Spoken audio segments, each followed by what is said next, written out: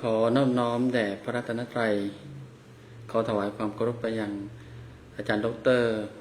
พระมหาจัญญาสุทธิยาโนเจ้าวาดวัดพุทธปัญญาโปโมนาสหรัฐอเมริกาแล้วก็ขอถวายความเคารพไปยังครูบาอาจารย์ทุกท่านขอเชิญพรญาติโยมที่ฟังอยู่ที่วัดพุทธปัญญาแล้วก็ญาติโยมที่เข้ามาฟังทางออนไลน์วันนี้ก็เป็นคิวแสดงธรรมหรือว่าสนทนาธรรมกับญาติโยมก่อนอื่นอาตมาก็ต้องขอintroduce หมายถึงว่าแนะนำตัวอีกสักครั้งหนึ่งอย่างเป็นทางการต่อท่านประธานวัดก็คือโยมกัลยาแล้วก็คณะกรรมการทุกท่านอาตมาชื่อพระมหาพัชรพลอารยธรรมโมการศึกษาทางธรรมก็ปรริญญาธรรม6ประโยคนักธรรมเอกส่วนการศึกษาทางโลกก็จบปริญญาตรีคณะวิศวกรรมศาสตร์แผนกโยธาก็ได้มีโอกาสใช้ชีวิตทางโลกมาเป็นเวลาหนึ่งก็ประมาณ6 ปีทำงานอยู่ในบริษัทเอกชนเริ่มตั้งแต่คุมงานเป็นไซต์เขาเรียกว่าเป็นไซต์เอนจิเนียร์เป็นวิศวกรสนามเคยไปก่อสร้างที่ศาลปกครองเชียงใหม่อยู่ระยะหนึ่งไปคุมงานที่นั่นแล้วก็เคยไปคุมงานโครงการที่ถนนเอกชัยซึ่งเป็นโรงงานผลิตชิ้นส่วนยานยนต์ส่งประเทศญี่ปุ่นก็เป็นระยะเวลาหนึ่งแล้วก็เคยไปทำงานซ่อมสะพานเขาเรียกว่าบาริเออร์ที่ยื่นออกไปในทะเลเป็นงานซ่อมงานในทะเลก็เป็นเวลาปีกว่าก็รวมระยะเวลาที่นั่นก็ใช้เวลาทำงานอยู่ในประเทศไทยก็เป็นเวลาประมาณ6 ปีก่อนที่จะมาบวชก่อนอื่นก็ต้องขอกราบขอบพระคุณในความเมตตาของพระเดชพระคุณอาจารย์ดร.มหาจัญญาที่ให้โอกาสได้มาสัมผัสกับบรรยากาศวัดพุทธปัญญาโพโนมาอาตมาเองก็ถือว่าเป็นความโชคดีที่ได้มาสัมผัสชุมชนพุทธปัญญาที่พอมาใกล้ชิดแล้วก็ได้รับความอบอุ่นเห็นความใกล้ชิดเห็นความเป็นรัตตัญญูของญาติโยมที่เป็นคณะกรรมการคำว่ารัตตัญญูนั้นเนี่ยก็หมายถึงว่าเป็นผู้มีราตรีนานมีประสบการณ์ทางชีวิตมากแล้วก็ได้เห็นความสุขความทุกข์ในชีวิตมาพอสมควรแล้วก็เห็นว่าความหมายที่แท้จริงของชีวิตนั้นคืออะไรอันนี้เป็นเรื่องสำคัญอาตมาก็เป็นแค่เด็กถ้าพูดถึงว่าถ้าเปรียบเทียบกับรุ่นแม้แต่อาจารย์รองศาสตราจารย์ดร.มารุตอาจารย์ดร.จัญญาแล้วก็ญาติโยมทั้งหลายนี่ถือว่าอาตมาก็เป็นรุ่นลูกเลยทีเดียวไม่ เป็นรุ่นลูกเลยถ้าพูดถึงประสบการณ์ทางชีวิตเนี่ยเทียบไม่ได้กับโยมที่ได้ผ่านชีวิตอะไรมามากทั้งสุขทั้งทุกข์การที่จะบินข้ามน้ำข้ามทะเลแล้วก็มาใช้ชีวิตในต่างประเทศได้นั้นเนี่ยก็ถือว่าต้องเป็นคนที่มีความเข้มแข็งมากอาตมาเจอญาติโยมที่อยู่ในต่างประเทศเมื่อเปรียบเทียบกับญาติโยมที่อยู่เมืองไทยมีความต่างกันทางประเทศไทยเราเองเนี่ยมีความอุดมสมบูรณ์ทางเรื่องความเป็นอยู่ค่อนข้างจะสบายชีวิต แบบไลฟ์สไตล์สโลว์ไลฟ์แต่ว่าถ้ามาอยู่ในต่างประเทศเท่าที่เจอไม่ว่าในอังกฤษก็ดีแล้วก็ในสหรัฐโยมเก่งทุกคนเลยขับรถได้ทำอะไรด้วยตัวเองได้ช่วยเหลือตัวเองได้ทุกอย่างเนี่ยเป็นความเข้มแข็งของญาติโยมที่มาอยู่ในต่างประเทศต้องพึ่งพาตัวเองตนเป็นที่พึ่งแห่งตนนั่นที่หลวงพ่อสมเด็จบอกว่าตนเป็นที่พึ่งแห่งตนแต่จะพึ่งตนได้เองนั้นเนี่ยต้องฝึกฝนจนพึ่งพาตนเองได้อันนี้อาตมาก็เห็นธรรมชาติของญาติโยมที่อยู่ในต่างประเทศ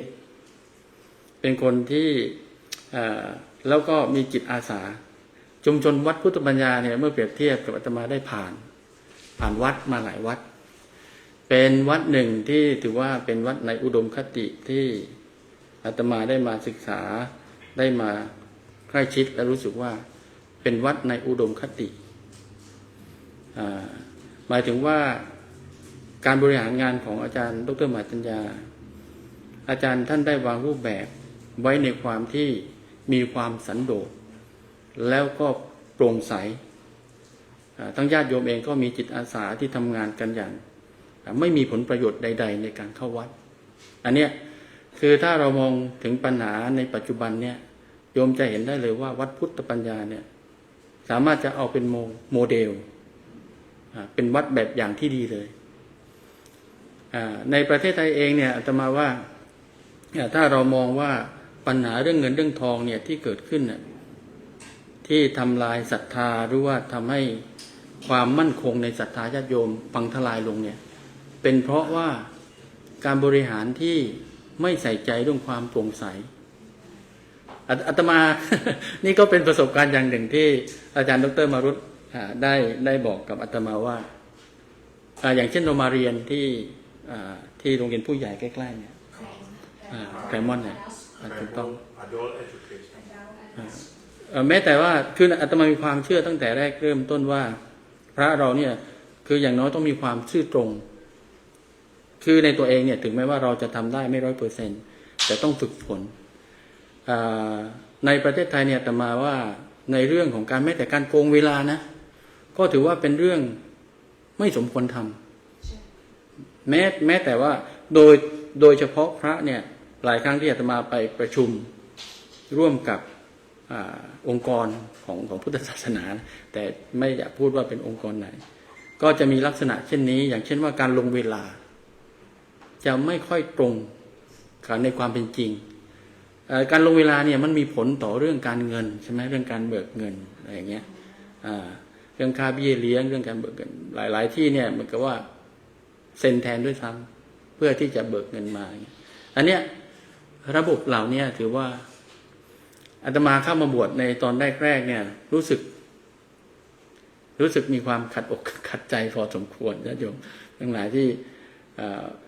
ตอนแรกๆมีอาการที่แบบต่อต้านแต่พออยู่มามันก็ค่อยเรียนรู้ค่อยทำความเข้าใจไปว่าสังคมก็อยู่แบบนี้เนี่ยมันเป็นสาเหตุว่าถ้าเราไม่ดำรงอยู่ในพระธรรมวินัยอย่างพอสมควรโดยเฉพาะเรื่องเงินเรื่องทองที่มีความเสี่ยงต่อพระวินัยร้ายแรงจะต้องทำให้ถูกต้องซึ่งถ้าเรามองไปทั่วสังฆมณฑลเลยเนี่ยอาตมาว่าถ้าจับเรื่องความซื่อสัตย์ละเอียดจนถึงว่าเนี่ยเรื่องแม้แต่ลายเซ็นที่ว่าให้ถูกต้องตรงตามเวลาการเบิกจ่ายการใช้จ่ายใดๆทั้งสิ้นเนี่ยโหเราลำบากเลยทีเดียวอาตมาเห็นเคยไปสอนธรรมศึกษาในโรงเรียนอันนี้ขอพูดตรงนี้เลยว่ารู้สึกมีความท้อแท้แล้วก็เหนื่อยกับระบบมากอย่างเช่นว่าเราไปตั้งใจสอนกันเป็นเดือนหรือว่าเป็นระยะเวลาที่สอบเนี่ยบางที2 เดือนอย่างเงี้ยต้องไปสอนอาทิตย์ละครั้งอาทิตย์ละ2 ครั้งเนี่ยแต่ทางพอเราไปสอนพอถึงวันที่จะสอบจริงๆก็มีการให้นักเรียนเนี่ยลอกข้อสอบอย่างเช่นว่าการเฉลยให้อย่างเงี้ยเนี่ยระบบแบบเนี้ยถ้าหากว่าทำได้ไม่ดีหรือว่าทำแล้วมันเกิดความเสียหายกับลูกหลานเรายกเลิกไปเลยขอเสนอว่ายกเลิกไปเลยดีที่สุดอย่าให้ธรรมะที่ดีที่ถูกต้องที่พระพุทธเจ้าสอนเนี่ยถูกทำลายโดยตัวขององค์กรหรือว่าตัวพระสงฆ์เองโดยเฉพาะพระที่บอกว่าให้เมตตามีความเมตตาต่อนักเรียนหรือว่าอยากให้เขารู้สึกว่าไม่ถูกคาดเค้นเกินไปในเรื่องการศึกษากลับกลายเป็นว่าเมตตาด้วยการเฉลยข้อสอบให้อย่างนี้ไม่ถูกต้องเลยเนี่ยอันนี้เรื่องพวกนี้อาตมาว่าจำเป็นจะต้องเปลี่ยนแปลงอย่างมากในสังคมไทยเมื่อถึงเวลาแล้วเนี่ยในขณะนี้หรือเวลาเนี่ยปัญหาที่ว่ามันเกิดขึ้นเราก็เห็นอยู่แล้วว่ามันเป็นปัญหาถึงเวลาเนี่ยถ้าอย่างนั้นก็ยกเลิกให้หมดเลยล้างกันไปทั้งระบบเลยเนี่ยแต่ว่ามันจะดีมากเลยเราจะได้ไม่ต้องเจ็บซ้ำๆหลายครั้งเนี่ยที่พูดมาทั้งหมดเนี่ยพยายามชี้ว่าการทำงานหรือว่าการบริหารของอาจารย์ดร.มหาจัญญาเนี่ยเป็น วิธีการบริหารแล้วก็นำพาไปสู่ความถูกต้องโปร่งใสเปิดเผยแล้วความเป็นอยู่เนี่ยอาตมามาอยู่ที่นี่อาจารย์ดร.จัญญาเหมือนกับเป็นอาจารย์ใหญ่อาจารย์ดร.มหารินเนี่ยเหมือนเป็นพี่เลี้ยงที่คอยแนะคอยสอนว่าอย่างนั้นนะท่านอย่างนี้นะท่านอาจารย์ดร.นรงค์ก็เป็นเหมือนเพื่อนคอยช่วยเหลือคอยแนะว่าต้องทำอย่างนั้นต้องทำอย่างนี้ส่วนอาจารย์ว่องซึ่งท่านก็เป็นพระที่มีกิจวัตรที่ดีงามหมายถึงว่ากิจวัตรที่ท่านทำท่านอาตมาเห็นแล้วก็มีความชื่นชมในตัวท่านเนี่ยอาจารย์ดร.มารุตก็เป็นเหมือนกับเหมือนพ่อใช้คำว่าพ่อเหมือนพ่อหลวงเหมือนหลวงพ่อเหมือนพ่อหลวงอาตมาจะใช้เวลาบางทีเนี่ยไปนั่งคุยกับท่านพอคุยแล้วเพลิดเพลินแทนที่ว่าวางแผนว่าจะอ่านหนังสือสักชั่วโมงหนึ่งบางทีคุยกับท่านเป็นชั่วโมงครึ่งมันเพลินเพราะว่าบางทีเนี่ยได้คุยกับท่านท่านเล่าอันนั้นอันนี้ให้ฟังแล้วก็เพลินแล้วก็บางอย่างก็ท่านก็สอนอาจารย์ดร.มารุตท่านมีจิตวิญญาณของความเป็นครูมีจิตวิญญาณของความเป็นครูเจอใครเขาสอนแต่บางทีเขาสอนมากแต่มาก็รู้สึกรำคาญนิดหน่อยอันนี้ไม่อันนี้พูดด้วยความรักไม่ได้มีความรู้สึกแบบนั้นจริงหรอกมันเป็นแฮปปี้เหมือนกับพยาบาลใครที่แฟนเป็นพยาบาลก็จะต้องได้รับการฉันยาเรื่อยๆมีจิตวิญญาณของความเป็นครูมากๆเลยวันนี้จริงๆอาตมาก็เตรียมหัวข้อที่จะพูดธรรมะก็ถามอาจารย์ดร.มหารินบอกว่าวันนี้ไม่รู้จะพูดเรื่องอะไรดีครับอาจารย์บอกว่าท่านเตรียมเรื่องอวิชชาไว้ก็พูดเรื่องนั้นเถอะจริงๆญาติโยมวัดพุทธบัญญาอาตมาว่า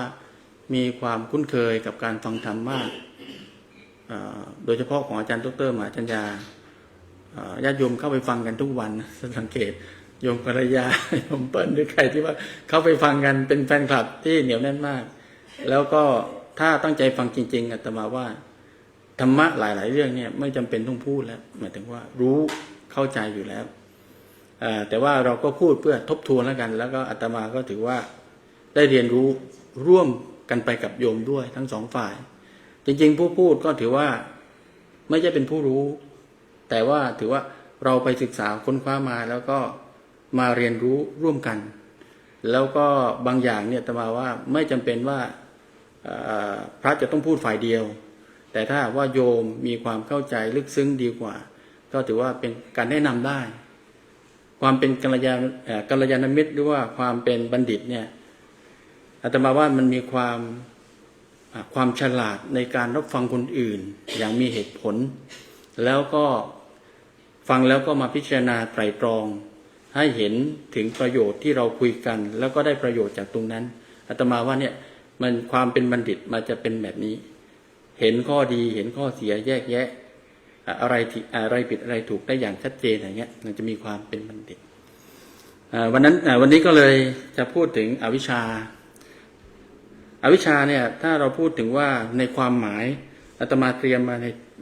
หลายๆแง่หลายๆมุมเขาบอกว่าคำว่าอวิชชาจริงๆอยากจะลากมาเลยตั้งแต่เราเกิดหมายถึงว่าชีวิตที่เราเกิดมาเนี่ยมันมีความไม่รู้มาด้วยมาตั้งแต่เกิดโยมสังเกตมาว่าในสมัยที่เรายังเป็นเด็กๆเนี่ยหรือว่าเริ่มเรียนหรือว่าศึกษาเนี่ยเราเข้าใจว่าวิชาหรือว่าความรู้เนี่ยก็คือเกิดจากการเรียนการศึกษาอย่างเช่นว่าเรียนประถมมัธยมจบปริญญาตรีปริญญาโทปริญญาเอกอันนี้เราเข้าใจว่านี่คือความรู้คือเป็นวิชาเรียนรู้อาตมาก็เข้าใจอย่างนั้นเหมือนกันแต่พอมาศึกษาธรรมะก็เข้าใจว่าคำว่าวิชาเนี่ยมันมีความหมายลึกซึ้งกว่าที่เราเข้าใจมันมีตอนหนึ่งที่อาตมารู้สึกว่าเคยอ่านหนังสือตอนสมัยนั้นยังเรียนอยู่ที่ในมหาลัยก็คืออาตมาเหมือนวัยรุ่นทั่วไปโยม อาตมาทุกคนมีประสบการณ์เรื่องความรัก แล้วก็โดยเฉพาะเรื่องอาการอกหักอาตมาในหนึ่งชีวิตเนี่ยมันต้องมีบ้างสักครั้งสองครั้งในคนเราไม่ว่าจะเป็นผู้หญิงผู้ชาย แต่อาตมาเคยจำได้ว่าพระท่านบอกว่ามันไม่เที่ยงอ่ะความรู้สึกเหล่านี้มันไม่เที่ยง แต่ว่าไอการที่ว่าเวลาเรารู้สึกอกหักอ่ะโยมเรารู้ว่ามันไม่เที่ยง แต่มันเจ็บไม่หายอ่ะมันรู้นะว่าพระบอกว่าไม่เที่ยงมันจะเปลี่ยนแปลงแต่ว่าเรารู้ว่าในความรู้สึกที่ว่าเราเจ็บตอนนี้โอ้มันไม่ไหวแล้วก็นึกถึงคำพระว่ามันไม่เที่ยงอ่ะแต่ว่ามันยังเจ็บอ่ะแล้วมันเจ็บปวดมากด้วยในใจก็บ่นเพราะว่าประมาณว่าทำกับเราได้ยังไงทำกับเราได้ยังไงประมาณนั้นถูกต้องโยมประมาณนั้นอ่ะมันเป็นอย่างนี้เลยนะแล้วก็มัน3 วัน5 วันมันยังไม่หายอ่ะวันหนึ่งโยมอาจจะได้ยินใครสักคนพูดเ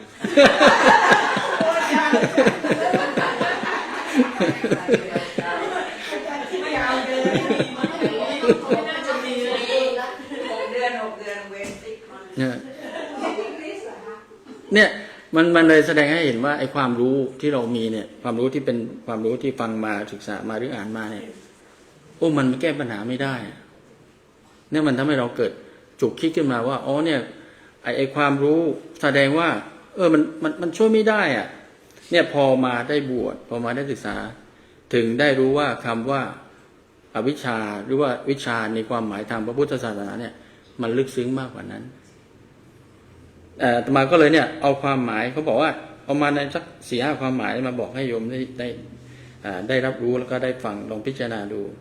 ท่านบอกว่าความหมายในเชิงภาษาอะแปลว่าไม่อะเนี่ยแปลว่าไม่หรือไม่มีวิชาก็แปลว่าความรู้แจ้งความรู้แจ้งถ้าเป็นภาษาบาลีท่านใช้คำว่ายถาภูตญาณทัศนะคือรู้ตามความเป็นจริงพอรวมกันว่าอวิชชาก็แปลโดยตัวว่าไม่รู้ความไม่รู้คือไม่รู้แจ้งไม่รู้ตามความเป็นจริงทีนี้ในความหมายทางพุทธศาสนาในความหมายทางพระพุทธศาสนาท่านให้คำหมายว่าความไม่รู้ตามความเป็นจริงความไม่รู้เรื่องอริยสัจสี่คือไม่รู้ทุกข์ไม่รู้เหตุแห่งทุกข์ไม่รู้ความดับทุกข์แล้วก็ไม่รู้ทางนำไปสู่ความดับทุกข์อันนี้คือในความหมายเชิงพระพุทธศาสนาต่อมาท่านให้อีกความหมายหนึ่งก็คือว่าความหมายตามหลักปฏิจจสมุปบาทความหมายตามหลักปฏิจจสมุปบาทคำว่าปฏิจจสมุปบาทก็คือมันสิ่งต่างๆมันไม่ได้อาศัยขึ้นลอยๆมันอาศัยกันแล้วเกิดขึ้นอย่างเช่นว่าเนี่ยเหมือนอากาศหรือว่าแสงแดดเนี่ยมันเกิดขึ้นเนี่ยโยมมันเกิดขึ้นตามธรรมชาติมันเป็นแสงที่มาจากดวงอาทิตย์แต่มันก็ต้องอาศัยแสงหมายถึงอาศัยอากาศอาศัยอากาศแล้วไอเราที่จะเห็นแสงเนี่ยมันก็ต้องอาศัยตามันเนี่ยที่เรานั่งอยู่เนี่ยมันก็จะมีอากาศใช่ไหมมีอะไรเขาเรียกว่ามุมกระทบเท่ากับตกกระทบมันเป็นเชิงฟิสิกส์ในสมองเราเนี่ยมันเป็นวิทยาศาสตร์เนี่ยมันเกิดขึ้นลอยๆไม่ได้มันต้องอาศัยกันแล้วเกิดขึ้นท่านก็ไล่ตั้งแต่ว่าอวิชชาทำให้เกิดวิญญาณทำให้เกิดนามรูปทำให้เกิดสลายตนะสลายตนะทำให้เกิดผัสสะทำให้เกิดเวทนาทำให้เกิดตัณหาทำให้เกิดอุปาทานทำให้เกิดภพทำให้เกิดชาติแล้วก็ชาติทำให้เกิดชรามรณะอันนี้ถ้าไปว่าไปแล้วเนี่ยหัวข้อธรรมะนี้เป็นหลักการที่สำคัญในการที่จะศึกษาธรรมะหรือว่าทำวิปัสสนาคือถ้าโยมสนใจเนี่ยแต่มาว่าถ้าใครสนใจความพ้นทุกข์นะ เรื่องปฏิจจสมุปบาทเนี่ยเป็นหลักการสำคัญทางพุทธศาสนาหรือเรียกได้ว่าเป็นอริยสัจสี่วงใหญ่ถ้าเป็นอริยสัจสี่วงเล็กเนี่ยก็คือทุกข์สมุทัยนิโรธมรรคแต่ถ้าเป็นอริยสัจสี่วงใหญ่เนี่ยก็คือหลักปฏิจจสมุปบาทนี่แหละ อันนี้นะอาตมาจะไม่พูดยาวมากนะเพราะว่าเวลามันมีจำกัด ต่อมาความหมายในเชิงจิตวิทยา หรือว่าเวลาเราไปปฏิบัติเขาให้ความหมายไว้ว่าการไม่เห็นตามความจริงว่าทุกสิ่ง การไม่เห็นตามความเป็นจริงว่าทุกสิ่งมันไม่เที่ยงมันเป็นทุกข์ไม่ใช่ตัวตนก็คืออนิจจังทุกขังอนัตตาความสับสนความเข้าใจผิดยึดในสิ่งที่ไม่เที่ยงว่าเที่ยงยึดในสิ่งที่ว่าไม่ใช่ตัวตนเป็นตัวตนเป็นความมืดบอดทางใจเนี่ยอันนี้ความหมายอีกความหมายหนึ่งอันนี้ความหมายอวิชชานะโยมแล้วทีนี้ความหมายในเชิงอภิธรรมมีหลายความหมายโยมไม่ต้องจำก็ได้แต่ว่าให้เข้าใจความหมายพอเข้าใจได้แล้วมันจะให้มันจำไปเองไม่ต้องจำตัวหนังสือมาอวิชชาก็คือโมหะเจตสิกคือความหลงที่เกิดร่วมกับอกุศลจิตท่านว่างั้นนะในเชิงอภิธรรมเป็นรากเหง้าของกิเลสโมหะมูลกิเลสมีลักษณะเป็นเครื่องปิดบังทำให้ไม่เกิดปัญญาทีนี้ความหมายในเชิงปฏิบัติธรรมอีกแง่หนึ่งท่านบอกว่าอาวิชชาไม่รู้ทางออกจากทุกข์ไม่รู้จักวิธีปฏิบัติให้ถึงนิพพานการภาวนาทำสมาธิและเจริญปัญญาคือการเปิดแสงสว่างมาทำลายอวิชชาอวิชชาจะหมดสิ้นเมื่อเกิดวิชชาหรือปัญญาอันเห็นแจ้งอันนี้อีกความหมายหนึ่งพอพูดในเชิงวิชาการโยมก็จะหลับ คือเป็นความหมายไม่ต้องจำอะไรก็ได้แต่ว่าอาตมาขออ่านผ่านไปเพื่อที่จะให้ผ่านหูโยมจริงคำว่าอวิชชาเนี่ยมันเป็นเรื่องสำคัญเหมือนกันโยมเคยได้ยินเรื่องนี้ไหมว่าเรื่องตาบอดคำช้างตาบอดคำช้างคือคนเราเนี่ยด้วยความไม่รู้เนี่ยเวลาเราไปจับสิ่งใดสิ่งหนึ่งเนี่ยเราก็หลงว่าสิ่งนั้นคือความจริงอย่างเช่นว่าคนตาบอดทั้ง 4-5 คนเนี่ยไอ้คนหนึ่งมาจับขาใช่ไหมก็นึกว่าไอ้ช้างเนี่ยช้างนี่คือเสาไอ้คนหนึ่งไปจับที่หางก็คิดว่าช้างเนี่ยไอ้ความหมายคำว่าช้างเนี่ยเป็นเชือกไอ้คนหนึ่งเนี่ยไปจับที่ตัวก็นึกว่าช้างนี่คือกำแพงไอ้คนหนึ่งไปจับที่งวงก็นึกว่าช้างเนี่ยคืออาวุธเนี่ยมันเป็นความไม่รู้ตามความเป็นจริงไม่รู้องค์ประกอบทั้งหมดมันก็เลยเป็นความหมายในใจที่ว่า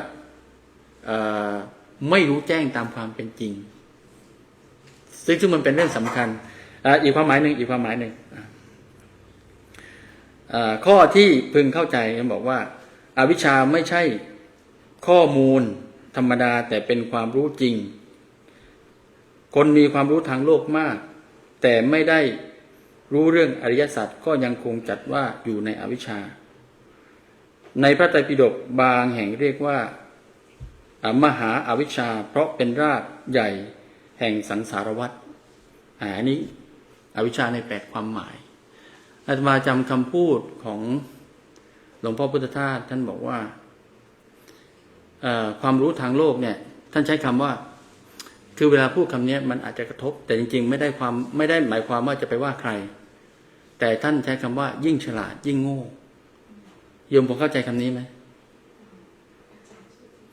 ยิ่งฉลาดยิ่งโง่ก็คือว่าอย่างเช่นเราเรียนมากรู้มาก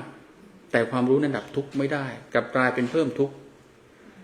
คนที่มีความรู้มากบางทีอาจจะมีความเชื่อมั่นแล้วก็เข้าใจในสิ่งที่ตัวเองรู้ว่าเป็นสิ่งที่ฉลาดที่เก่งมันสร้างอัตตาตัวตนภายในบางทีโดยที่ไม่รู้ตัวแล้วก็ไอความรู้เหล่านั้นเนี่ยมันดับทุกข์ไม่ได้เนี่ยเขาบอกว่ามันไม่ใช่รู้แจ้งอริยสัจเนี่ยยิ่งฉลาดแต่มันยิ่งโง่มันยิ่งทุกข์แต่ถ้าว่าบางคนในความหมายเนี่ยอาจจะไม่ฉลาดมากไม่ได้รู้มากแต่ฉลาดในเรื่องของการดับทุกข์ชีวิตมันก็เบาสบายมีความสุขทีนี้พอพูดถึงว่าเวลาสมมุติว่าเวลาอาตมาเข้าใจว่าโยมหลายคนเนี่ยเวลามีความทุกข์เนี่ย คือถ้าเท่าที่อาตมาเห็นญาติโยมหลายคนน่ะเวลามีความทุกข์จะหาทางออกด้วยการที่ว่าหนีทุกข์จะไม่ค่อยสู้กับความทุกข์โยมสังเกตนะเวลาเรามีความทุกข์อ่ะเราจะหลบหลีกทุกข์บางคนเนี่ยอาจจะไปหาดื่มกินหรือไปหากิจกรรมอื่นที่ทำให้ตัวเองเนี่ยรู้สึกว่าพ้นทุกข์จากตรงนี้ไปแต่ถ้าเป็นนักศึกษาแล้วก็โดยเฉพาะชาววัดพุทธปัญญาเนี่ยอาตมาว่าน่าจะไม่วิ่งหนีทุกข์ หมายถึงว่าต้องศึกษา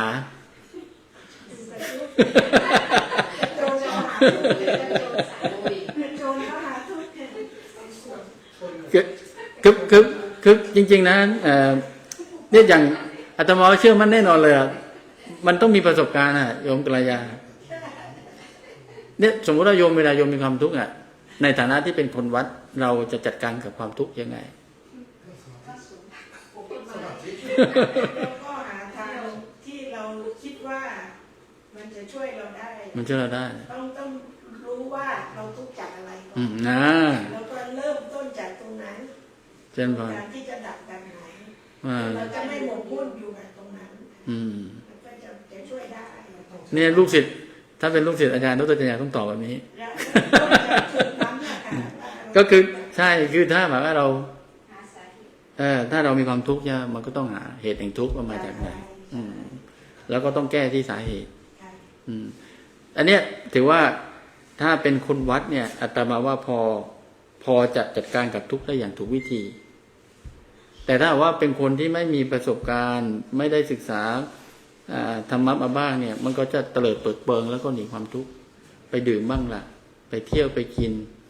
ไปหากิจกรรมอะไรที่ทำให้ตัวเองเนี่ยรู้สึกว่าให้ผ่อนคลายลง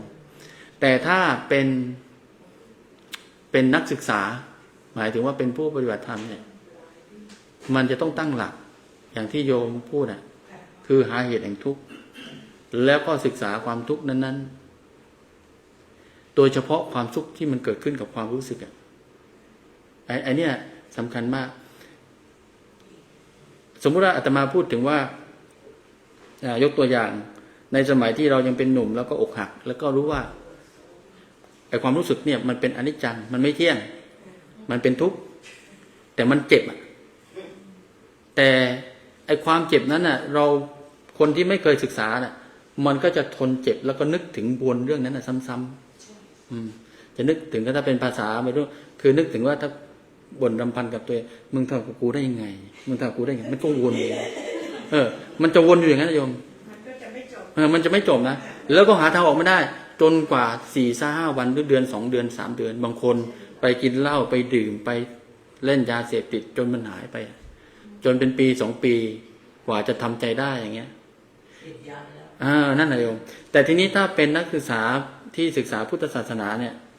อาตมาว่าถ้าเข้าใจเรื่องศีลสมาธิปัญญาไอความรู้สึกที่มันเจ็บจริงๆไอความรู้สึกที่พอใจไม่พอใจอยู่ที่มันมีอยู่ตลอดเวลานะจริงๆถ้าหากว่าเรารู้จักสังเกตคือมีความอดทนต้องมีความอดทนกับตัวเองก่อนแล้วก็สังเกตอาการด้วยความรู้สึกที่มันเกิดขึ้น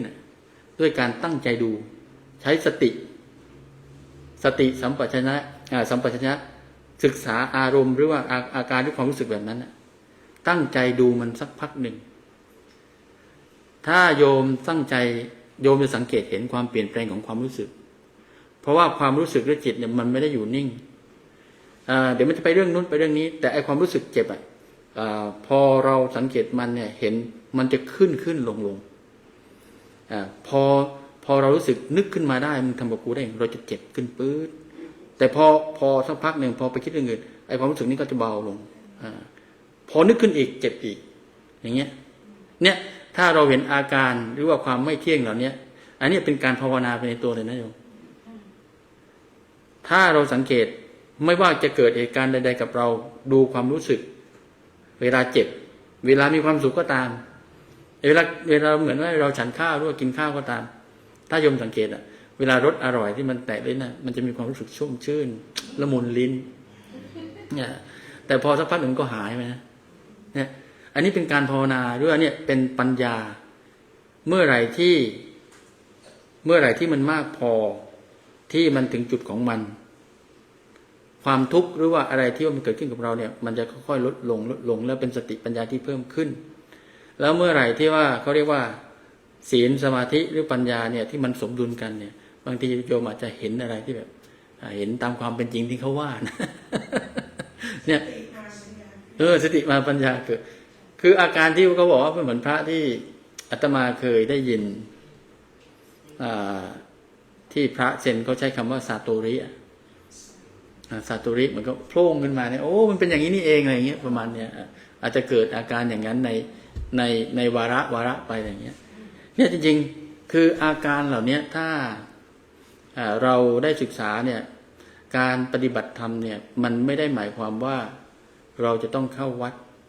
แล้วมานั่งใส่ชุดขาวแล้วก็ต้องมานั่งหลับตาทำเข่งขรึมอย่างนั้นไม่ใช่แต่ว่าการที่ไปวัดอบรม5 วัน10 วันอันนั้นก็ถือว่าเป็นการเข้าไปเรียนรู้อบรมเพื่อที่จะเอาความรู้เหล่านั้นเนี่ยมาปรับใช้ในชีวิตจริงๆถ้าการปฏิบัติธรรมเราไปอบรม5 วัน10 วันแล้วเนี่ยแล้วก็ทิ้งไปไม่ได้เอาความรู้เหล่านั้นมาใช้ในชีวิตไม่มีประโยชน์ไม่มีประโยชน์จริงแต่ถ้าโยมสามารถจะเอาความรู้เหล่านั้นเนี่ยมาใช้ในชีวิตประจำวันได้ไม่ว่าการทำงานการขับรถหรือว่าการใช้ชีวิตตลอดวันถือว่าเรามีสติสัมปชัญญะปฏิบัติทำได้ทุกที่เลยอยู่ได้ทุกที่ก็สามารถจะปฏิบัติทุกที่แล้วก็เป็นกำไรหมายถึงว่าเราทำงานด้วยได้ผลงานด้วยแต่ว่าเราก็ได้ธรรมะด้วยเหมือนหลวงพ่อพุทธทาสบอกว่ายิงปืนนัดเดียวได้นก2 ตัว3 ตัวก็ว่าไปอันเนี้ยถ้าชาวพุทธเข้าใจอย่างนี้นะอาตมาว่าปัญหาต่างๆมันก็จะลดลงมากแล้วโยมกัลยาณโยมทุกคนใช่ไหมว่าเวลาเรามีความทุกข์เรามีความเจ็บปวดเรามีความรู้สึกไม่ต้องมากอาตมาปวดท้องสักคืนอย่างเงี้ยนอนไม่หลับสักคืนมันรู้เลยว่าความทุกข์นี่มันเจ็บปวดมันทุกข์เมื่อเราเข้าใจรู้จักความทุกข์ด้วยตัวเองเวลาคนอื่นมีความทุกข์เราก็จะรู้ด้วยว่าอ๋อความทุกข์เขานี่มันเป็นอย่างนี้แล้วการที่จะเบียดเบียนหรือว่าการที่จะไปทำลายเขาเนี่ยมันน้อยลงเพราะเราเข้าใจในฐานะที่ว่าเพื่อนทุกข์ไง เพื่อนทุกข์แล้วเกิดแก่เจ็บตายเราก็เป็นอย่างนี้กันทั้งหมดอาตมาว่านี่แหละอวิชชาไอ้ความเห็นแก่ตัวเนี่ยมันบังเราพอมันบังเรามันหนาพอมันหนาปุ๊บเนี่ยมันจะไม่เห็นใจคนอื่นมันจะเอาแต่ตัวเองคนที่ไม่ค่อยประสบกับความทุกข์หรือว่าไม่ประสบกับความเจ็บปวดเขาจะไม่ค่อยรู้สึกในความเห็นใจผู้อื่นแต่ถ้าว่าเวลาเรามีความทุกข์เจ็บปวดอะไรมากๆเนี่ยเรารู้สึกได้เวลาเราเห็นคนอื่นทุกข์เนี่ยเราจะรู้เลยว่าโอ้เขาน่าเห็นใจมันจะมีความเอื้ออาทรหรือมีความเมตตา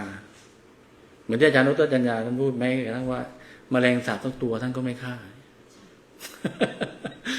มันเป็นหนึ่งชีวิตแต่อันนี้มันไม่ใช่ว่าเป็นความจำนะแต่มันต้องให้เกิดกับความรู้สึกโยมแล้วมันจะมีอาการของมันเองมันจะมี มันจะมีความรู้สึกของมันเองมันไม่ใช่เรื่องจำนะความรู้หรือความรู้สึกเหล่านี้ถ้ามันมีอยู่ในจิตใจมันจะรู้สึกได้แล้วมันจะไม่เบียดเบียนคนอื่นแล้วก็อย่างว่าความผิดต่างๆเนี่ยแต่ว่าคนเราเนี่ยมีโอกาสทำผิดได้หมดเพราะว่าเราไม่ใช่พระอรหันต์มีความไม่สมบูรณ์ทางสติสัมปชัญญะเนี่ยมันก็มีความเห็นแก่ตัวที่เกิดขึ้นเป็นบางครั้งบางคราวอย่างเช่นอาการโกรธอาการไม่พอใจอย่างเนี้ยโดยเฉพาะแต่ว่าความถูกต้องคือคนที่ยืนอยู่บนหลักความถูกต้องเนี่ยเวลาใครทำอะไรไม่ถูกต้องเนี่ยมันจะรู้สึกว่ามึงไม่ถูกต้องมันจะมีความหลงตัวเองว่าตัวเองถูกต้องนี่มันจะเป็นอย่างเงี้ยแต่ว่าในความเป็นจริงในธรรมชาติธรรมชาติมันไม่มีถูกไม่มีผิดยงเข้าใจที่อาตมาพูดเดี๋ยวอาจจะหาว่าเป็นวิชาที่อย่างเช่นว่าแดดเนี่ยถือว่าแดดเนี่ยโยมว่าตัวมันเองมันรู้มันร้อนไหมใช่มันไม่รู้โดยตัวธรรมชาติมันไม่ได้มันเป็นแค่ลักษณะใช่ไหมเป็น เป็นลักษณะคือถ้าเป็นคุณสมบัติคือมีความร้อนความเนี่ยไอตัวมันเองมันไม่ร้อน แต่ว่าเราเนี่ยเรามีความรู้สึกมีเส้นประสาทเราก็เลยเนี่ยอาการอย่างนี้คืออาการเย็นสบายแต่ว่าพอไปข้างนอกเนี่ยคืออาการอย่างนั้นน่ะร้อนไอเนี่ยคือความจริงโยมเข้าใจไหมอาตมาเนี่ยจริงความจริงเนี่ยไม่ใช่ผ่านกระบวนการความคิดโยมเข้าใจที่อาตมาพูดอย่างเช่นว่าเนี่ยความโชคดีของอาตมาอย่างหนึ่งก็คือว่าเวลามาศึกษาธรรมะเราเรียนวิศวกรรมโยธามันจะเรียนเกี่ยวกับเรื่องดินน้ำลมไฟคำว่าดินน้ำลมไฟแบบวิศวกรรมโยธาเนี่ยเขาจะเรียนเรื่องซอยอย่างเช่นว่าในสถานที่หนึ่งที่จะต้องเจาะซอยหมายถึงว่าเขาจะตอกเข็มอย่างเงี้ยสมมติว่าดินในกรุงเทพโยมทิพย์ก่อนที่เขาจะตอกเข็มในพื้นที่บางพื้นที่ที่เขาไม่แน่ใจว่าความลึกจะต้องลงไปเท่าไหร่นี่เขาก็จะเจาะสำรวจดินสำรวจชั้นดินเขาจะสำรวจว่าเนี่ยดินชั้นหินอยู่ที่ระดับกี่เมตรแล้วก็ดินในชั้นนั้นเนี่ยมีส่วนผสมอะไรบ้างอย่างเช่นว่าเอาดินมาใส่ห้องแลบเขาก็จะเอามาชั่งดินก่อนที่จะเข้าห้องอบพอชั่งเสร็จเขาก็จะเข้าห้องอบเข้าในตู้อบแล้วก็น้ำหนักดินเนี่ยมันเหลือเท่าไหร่น้ำหายไปเท่าไหร่มอยเชอร์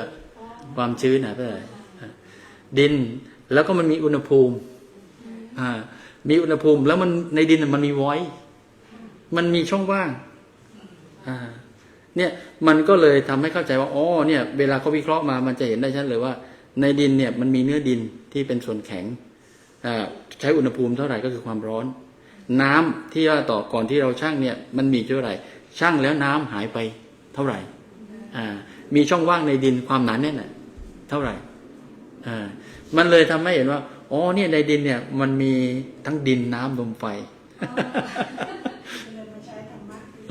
แล้วยมเชื่อเนี่ยมันก็พอมาบวชพอท่องยะถาปัจจยังเนี่ยเหมือนโยมนั่งอยู่ตรงนี้ใช่ไหมเนี่ยในอากาศเนี่ยที่โยมนั่งอยู่เนี่ย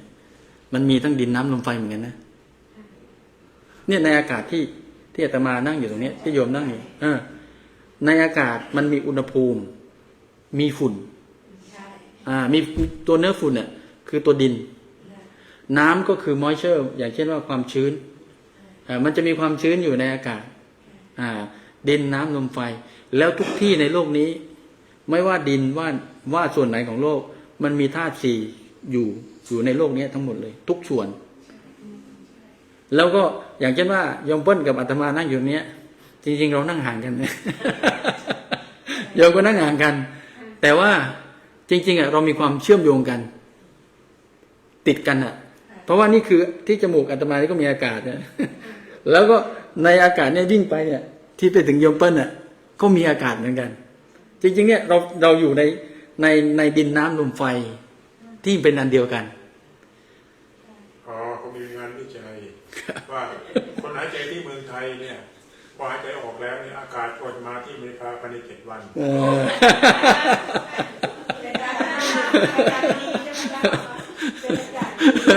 หายใจเข้าอากาศช่วยอากาศช่วยอากาศไม่บริสุทธิ์เนี่ยมันทำให้เห็นความเป็นอันหนึ่งจริงๆเราเป็นอันหนึ่งเดียวกันถ้าพูดไปแล้วที่เขาใช้คำว่าเด็ดใบไม้สะเทือนถึงดวงดาวที่เขาบอกนี่จริงๆโยมไอ้ความดีความชั่วสมมติว่าเราทำไม่ดีที่อเมริกาสมมติว่าท่านบอมใครหรือว่าทางรัฐบาลอเมริกาบอมใครคนให้สักเมืองหนึ่งเนี้ยแต่ไอ้ความเดือดร้อนด้วยความรู้สึกพอเราเห็นการเดือดร้อนด้วยความทุกข์ของคนเนี่ยกระทบไปถึงเราที่นู่นนั่นคือในทางจิตใจแต่ในทางบรรยากาศหรือในทางฟิสิกส์มันก็เป็นเหมือนกันนะมันมีผลเนี่ยมันทำให้เห็นว่าเราแท้ที่จริงเนี่ยคนทั้งโลกเนี่ยมันเป็นอันหนึ่งอันเดียวกันถ้าเรามองในความเป็นจริงว่า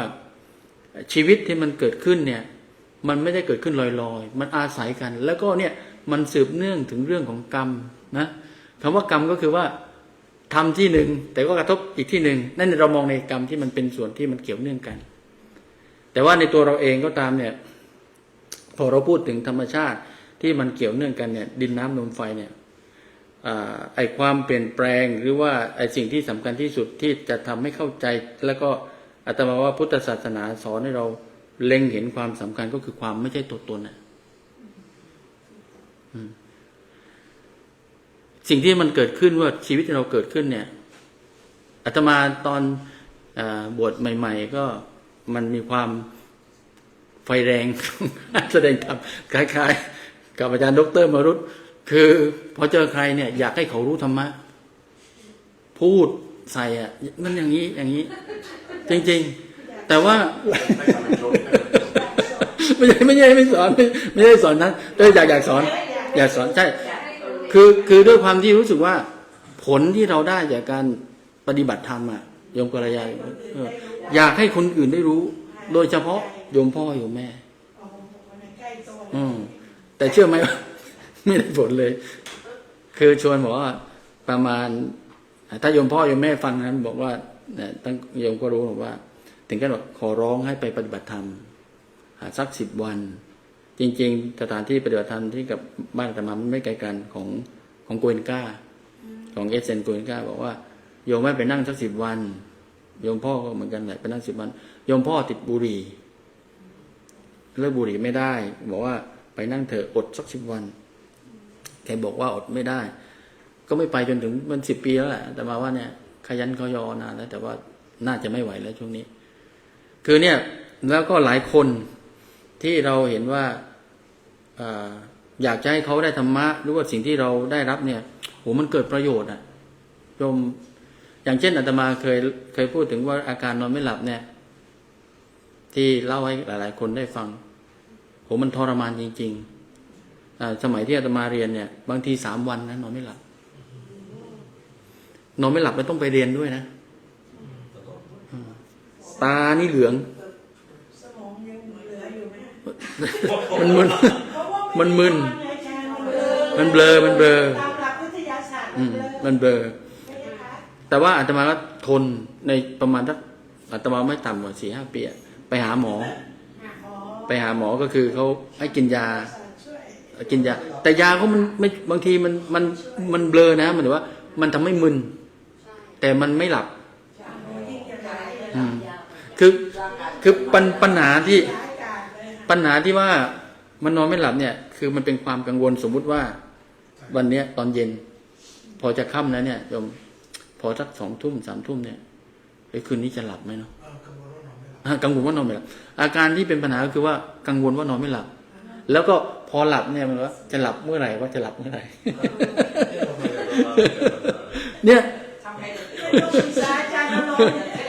ยมันเป็นบุญจริงๆนะคนที่หลับง่ายเป็นบุญมากมีบุญคนที่กินได้นอนหลับง่ายเนี่ยโดยเฉพาะคนหลับง่ายเนี่ยถือว่ามีบุญมากๆเลยมันก็มีบาปอยู่ด้วยเพราะว่ามันหลับผิดที่ผิดทาง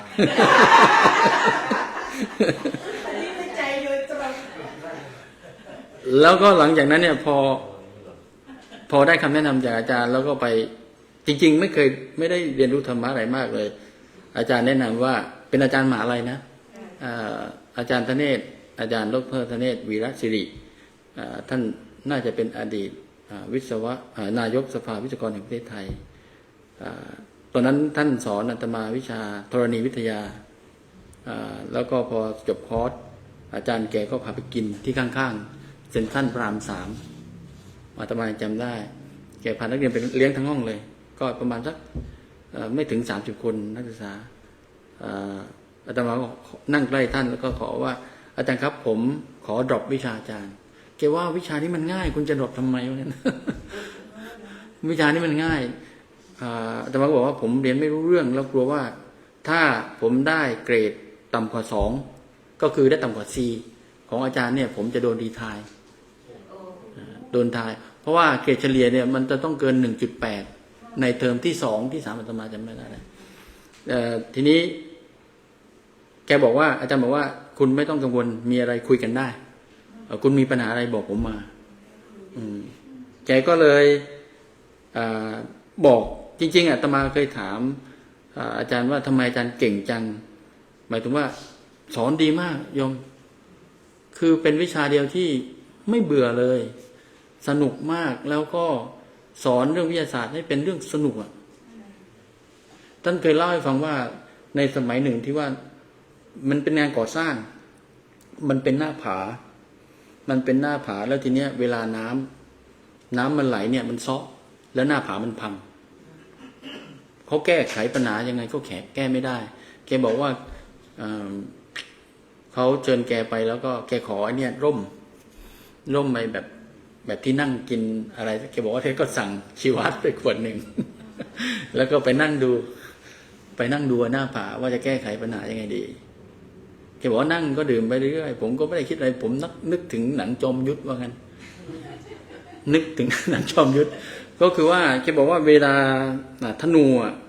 เวลายิงเข้าไปในคนเวลามันมีเงี้ยง